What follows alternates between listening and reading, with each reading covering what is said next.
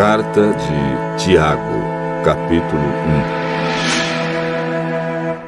1. Eu, Tiago, servo de Deus e do Senhor Jesus Cristo, envio saudações a todo o povo de Deus espalhado pelo mundo inteiro. Meus irmãos, sintam-se felizes quando passarem por todo tipo de aflições, pois vocês sabem que, quando a sua fé vence essas provações, ela produz perseverança. Que essa perseverança seja perfeita, a fim de que vocês sejam maduros e corretos, não falhando em nada. Mas, se alguém tem falta de sabedoria, peça a Deus, e Ele a dará, porque é generoso e dá com bondade a todos. Porém, peçam com fé e não duvidem de modo nenhum, pois quem duvida é como as ondas do mar, que o vento leva de um lado para o outro. Quem é assim, não pense que vai receber alguma coisa do Senhor, pois não tem firmeza e nunca sabe o que deve fazer. Um irmão que é pobre deve ficar contente quando Deus faz com que melhore de vida. E quem é rico deve sentir o mesmo quando Deus faz com que piore de vida. Pois quem é rico desaparecerá como a flor da erva do campo. Quando o sol brilha forte e o seu calor queima a planta, aí a flor cai e a sua beleza é destruída. Do mesmo modo, quem é rico será destruído no meio dos seus negócios.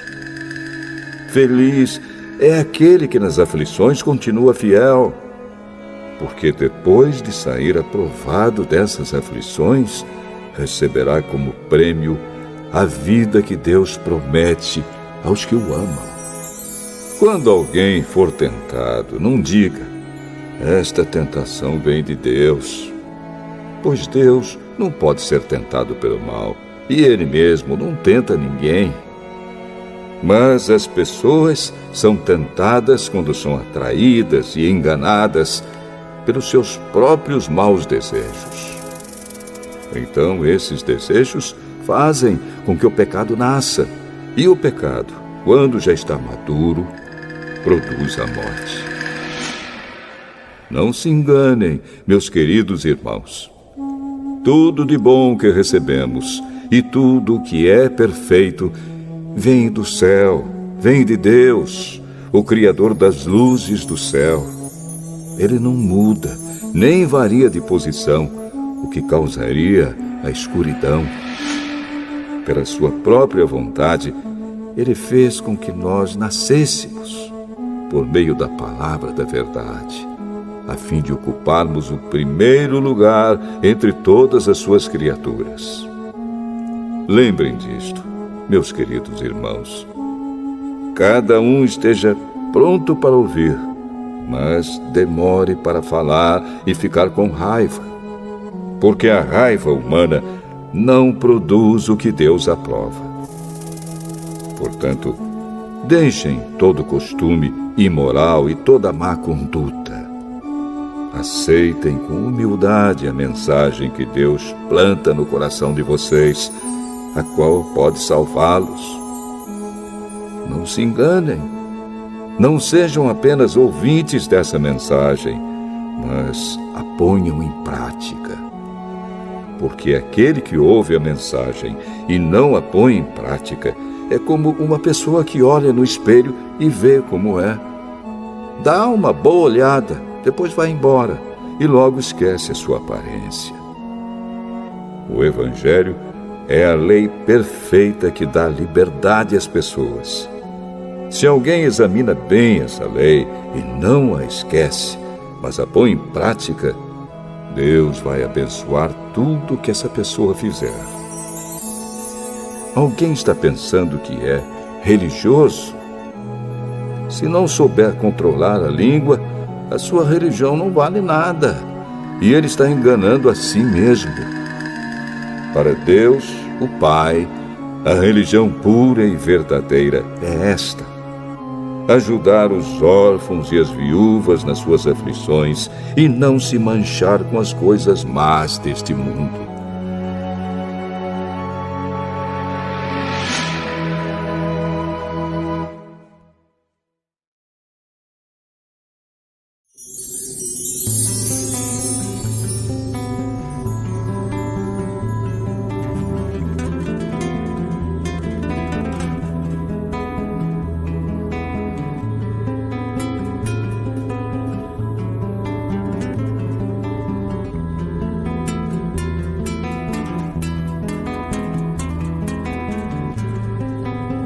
Tiago, capítulo 2.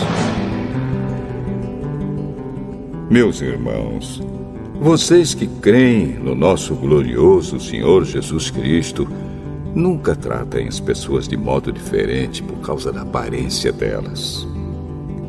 Por exemplo, entra na reunião de vocês um homem com anéis de ouro e bem vestido, e entra também outro, pobre e vestindo roupas velhas. Digamos que vocês tratam melhor o que está bem vestido e dizem: este é o melhor lugar, sente-se aqui. Mas dizem ao pobre: fique de pé, ou sente-se aí no chão, perto dos meus pés. Nesse caso, vocês estão fazendo diferença entre vocês mesmos e estão se baseando em maus motivos para julgar o valor dos outros. Escutem, meus queridos irmãos. Deus escolheu os pobres deste mundo para serem ricos na fé e para possuírem o reino que Ele prometeu aos que o amam.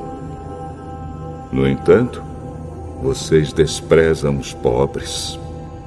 Por acaso, não são os ricos que exploram vocês e os arrastam para serem julgados nos tribunais? São eles que falam mal do bom nome que Deus deu a vocês. Se vocês obedecerem à lei do reino, estarão fazendo o que devem, pois nas Escrituras Sagradas está escrito: ame os outros como você ama a você mesmo. Mas, se vocês tratam as pessoas pela aparência, estão pecando, e a lei os condena como culpados.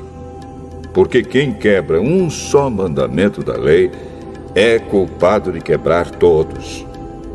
Pois o mesmo que disse: não cometa adultério, também disse: não mate. Mesmo que você não cometa adultério, será culpado de quebrar a lei se matar. Falem e vivam como pessoas que serão julgadas pela lei que nos dá a liberdade. Quando Deus julgar, não terá misericórdia das pessoas que não tiveram misericórdia dos outros. Mas as pessoas que tiveram misericórdia dos outros não serão condenadas no dia do juízo final. Meus irmãos, que adianta alguém dizer que tem fé se ela não vier acompanhada de ações? Será que essa fé pode salvá-lo? Por exemplo, pode haver irmãos ou irmãs que precisam de roupa e que não têm nada para comer. Se vocês não lhes dão o que eles precisam para viver, não adianta nada dizer que Deus os abençoe, vistam agasalhos e comam bem. Portanto, a fé é assim. Se não vier acompanhada de ações, é coisa morta. Mas alguém poderá dizer: você tem fé e eu tenho ações. E eu respondo: então me mostre como é possível ter fé sem que ela seja acompanhada de ações. Eu vou lhe mostrar a minha fé por meio das minhas ações. Você crê que há somente um Deus? Ótimo! Os demônios também creem e tremem de medo. Seu tolo! Vou provar-lhe que a fé sem ações não vale nada. Como é que o nosso antepassado Abraão foi aceito por Deus? Foi pelo que fez quando ofereceu o seu filho Isaque sobre o altar. Veja como a sua fé e as suas ações agiram juntas. Por meio das suas ações, a sua fé se tornou completa. Assim aconteceu o que as Escrituras Sagradas dizem. Abraão creu em Deus e por isso Deus o aceitou. E Abraão foi chamado de amigo de Deus. Assim, vocês veem que a pessoa é aceita por Deus por meio das suas ações e não somente pela fé. Foi o que aconteceu com a prostituta Raabe, quando hospedou os espiões israelitas e os ajudou a sair da cidade por outro caminho. Deus a aceitou pelo que ela fez. Portanto, assim como o corpo sem o espírito está morto, assim também a fé sem ações está morta.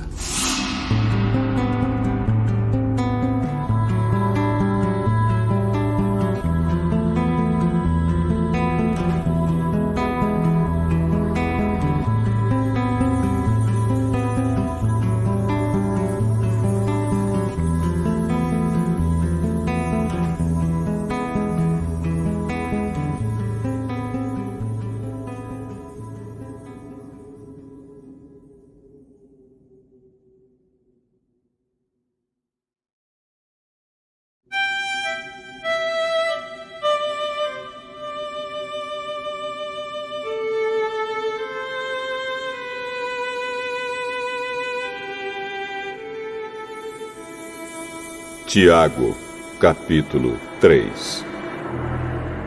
Meus irmãos, somente poucos de vocês deveriam se tornar mestres na igreja, pois vocês sabem que nós, os que ensinamos, seremos julgados com mais rigor do que os outros. Todos nós sempre cometemos erros. Quem não comete nenhum erro no que diz é uma pessoa madura, capaz de controlar todo o seu corpo. Até na boca dos cavalos colocamos um freio para que nos obedeçam e assim fazemos com que vão aonde queremos. Pensem no navio. Grande como é, empurrado por ventos fortes, ele é guiado por um pequeno leme e vai aonde o piloto quer. É isto que acontece com a língua.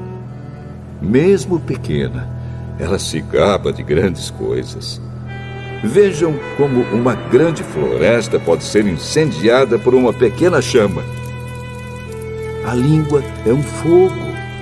Ela é um mundo de maldade, ocupa o seu lugar no nosso corpo e espalha o mal em todo o nosso ser. Com o fogo que vem do próprio inferno, ela põe toda a nossa vida em chamas. O ser humano é capaz de dominar todas as criaturas e tem dominado os animais selvagens, os pássaros, os animais que se arrastam pelo chão e os peixes. Mas ninguém ainda foi capaz de dominar a língua.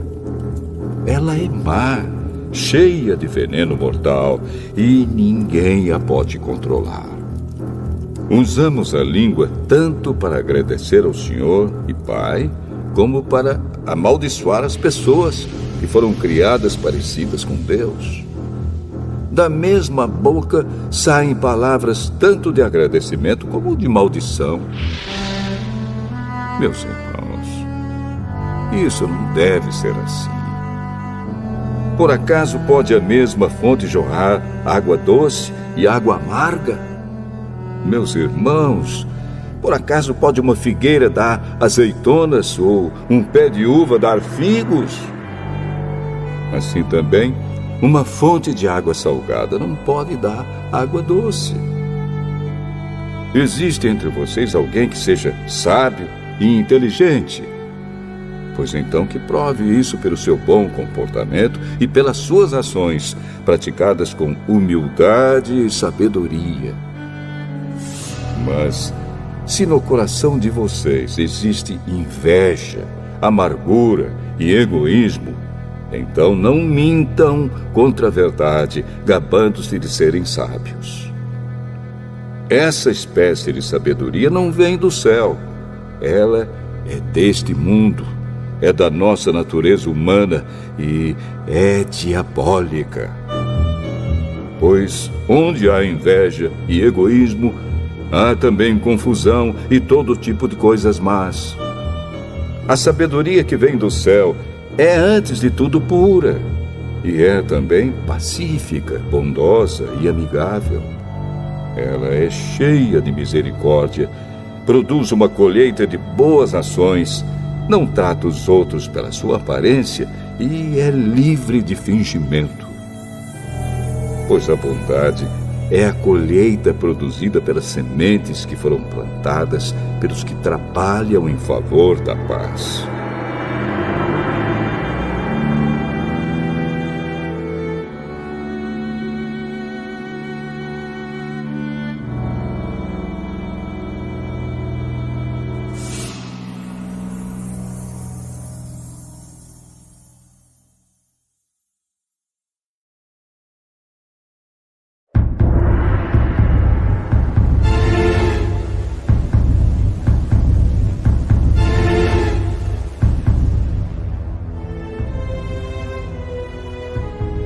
Tiago, capítulo 4.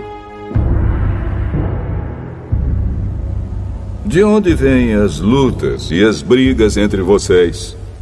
Elas vêm dos maus desejos que estão sempre lutando dentro de vocês. Vocês querem muitas coisas, mas como não podem tê-las, estão prontos até para matar a fim de consegui-las. Vocês as desejam ardentemente, mas, como não conseguem possuí-las, brigam e lutam. Não conseguem o que querem porque não pedem a Deus. E quando pedem, não recebem porque os seus motivos são maus. Vocês pedem coisas a fim de usá-las para os seus próprios prazeres. Gente infiel, será que vocês não sabem que ser amigo do mundo é ser inimigo de Deus? Quem quiser ser amigo do mundo se torna inimigo de Deus. Não pensem que não quer dizer nada esta passagem das Escrituras Sagradas. O Espírito que Deus pôs em nós está cheio de desejos violentos. Porém, a bondade que Deus mostra é ainda mais forte, pois as Escrituras Sagradas dizem: Deus é contra os orgulhosos, mas é bondoso com os humildes. Portanto, obedeçam a Deus e enfrentem o diabo, que ele fugirá de vocês. Cheguem perto de Deus e ele chegará perto de vocês. Lavem as mãos, pecadores. Limpem o coração, hipócritas. Fiquem tristes, gritem, chorem. Mudem as suas risadas em choro e a sua alegria em tristeza. Humilhem-se diante do Senhor e Ele os colocará numa posição de honra. Meus irmãos, não falem mal uns dos outros. Quem fala mal do seu irmão em Cristo ou o julga, está falando mal da lei e julgando-a. Pois, se você julga a lei, então já não é uma pessoa que obedece à lei, mas é alguém que a julga. Deus é o único que faz as leis e o único juiz. Só Ele pode salvar ou destruir. Quem você pensa que é para julgar os outros? Agora escutem, vocês que dizem: hoje ou amanhã iremos a tal cidade e ali ficaremos 1 ano fazendo negócios e ganhando muito dinheiro. Vocês não sabem como será a sua vida amanhã, pois vocês são como uma neblina passageira que aparece por algum tempo e logo depois desaparece. O que vocês deveriam dizer é isto: se Deus quiser, estaremos vivos e faremos isto ou aquilo. Porém, vocês são orgulhosos e vivem se gabando. Todo esse orgulho é mau. Portanto, comete pecado a pessoa que sabe fazer o bem e não faz.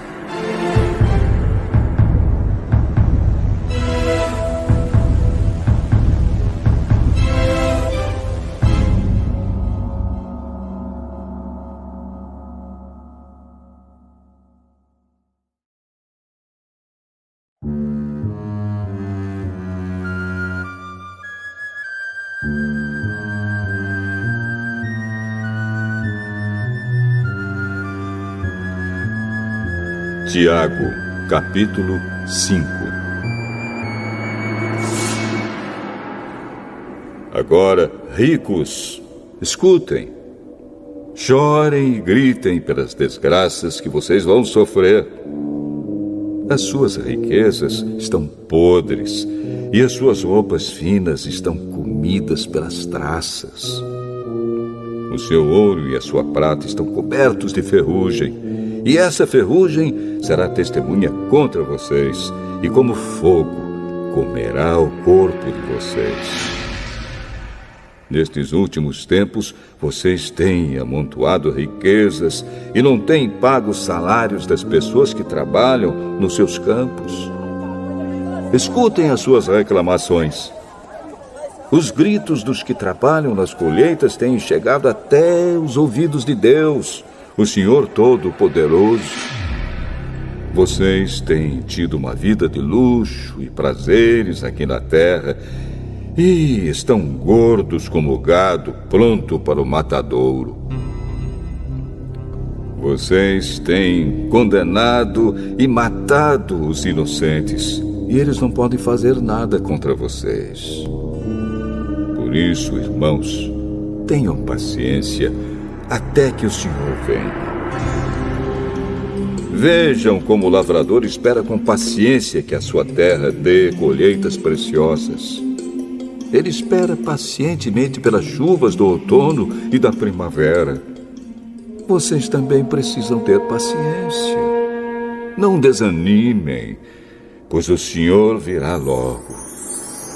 Irmãos, não se queixem uns dos outros para não serem julgados por Deus. O juiz está perto, pronto para vir. Lembrem dos profetas que falaram em nome do Senhor e os tomem como exemplo de paciência nos momentos de sofrimento. E nós achamos que eles foram felizes por terem suportado o sofrimento com paciência. Vocês têm ouvido a respeito da paciência de Jó e sabem como no final Deus o abençoou. Porque o Senhor é cheio de bondade e de misericórdia. Acima de tudo, meus irmãos, quando vocês prometerem alguma coisa, não jurem pelo céu, nem pela terra, nem por nada mais.